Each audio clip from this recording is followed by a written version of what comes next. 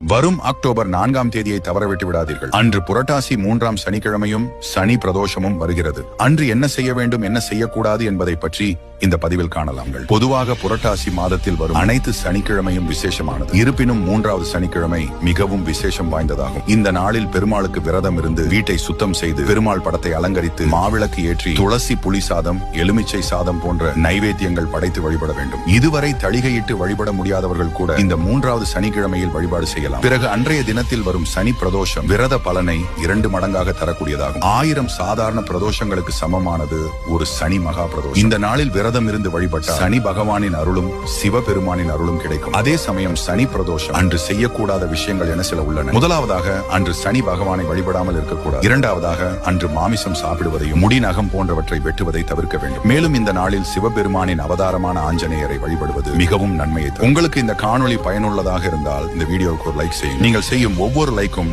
இது போன்ற பல பதிவுகளை பதிவிட வழிவகுக்கும்.